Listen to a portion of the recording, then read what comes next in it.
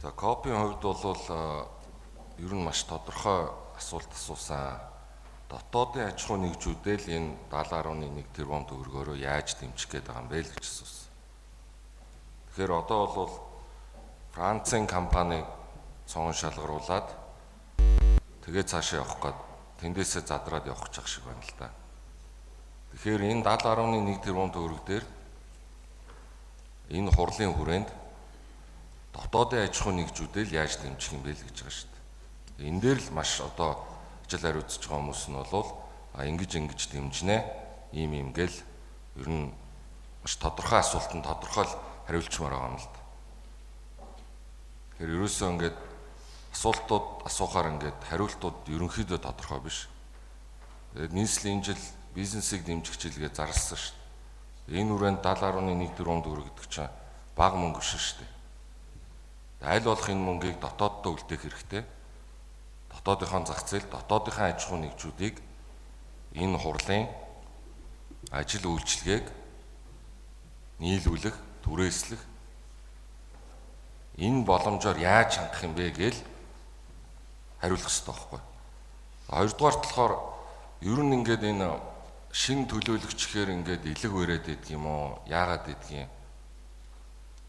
Ер нь зүгээр бас таалагдахгүй шүү. Бас нэг саналаа хэлж. Одоо энэ ажил хариуцсан нийслэлийн одоо энэ харьяа байгууллагын дарга нар энэ төлөөлөгч гэдэг чинь зүгээр нэг хүн биш шүү дээ. Бас нэг хойно нэг 20-30 мянган иргэдийн санал аваад тэгээд тодорхой хэмжээнд иргэдийн тавьж байгаа санал асуулт шаардлагыг уламжлах одоо ийм үндсэн чиг үүрэгтэй шүү дээ. Тэгээ нэг тодорхой байгууллагууд дээр бас ингээд асуулт санал тавихаар ерөөсөө ингээд хоо уцж байгаа итал ийм байдалтай хандах юм.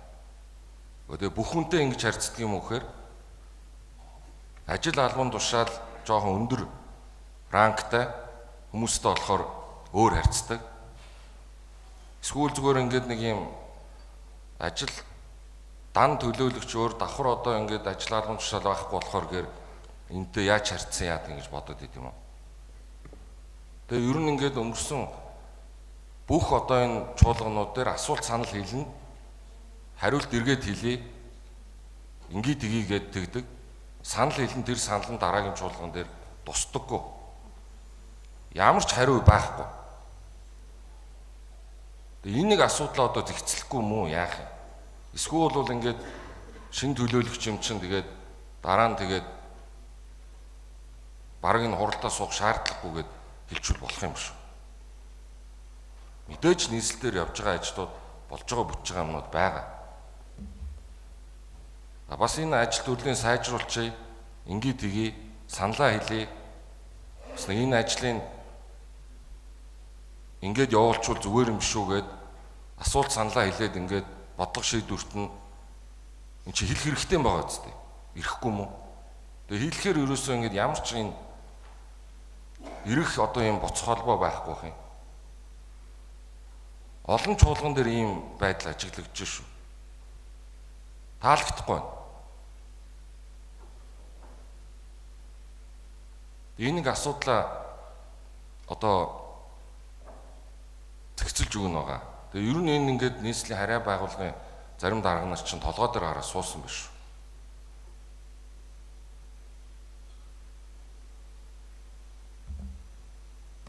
Эсвэл тэгээд тэр хүмүүс нь энд одоо суудлаа тавиад өгч л дээ. Тэгээд суугаад тэгээд иргэдийг төлөөлөөд ингээд сууг л дээ.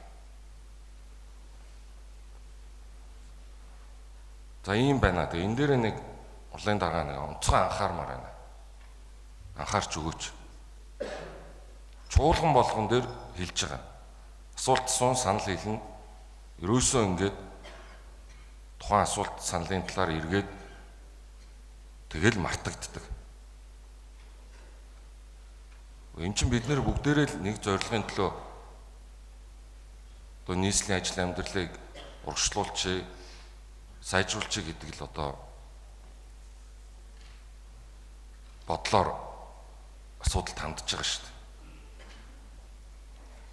Тэгээ бас удаан хугацаанд бас харлаа тэгээд арай хэрэгс сэтрээд байгаа зүйлүүд бас болоод байна шүү. Энэ асуудал зэгцрэхгүй бол одоо би энэ талаар бол байнга одоо шаардлага тавьж хатуу энэ асуудлуудыг цааш хөндөж шүү.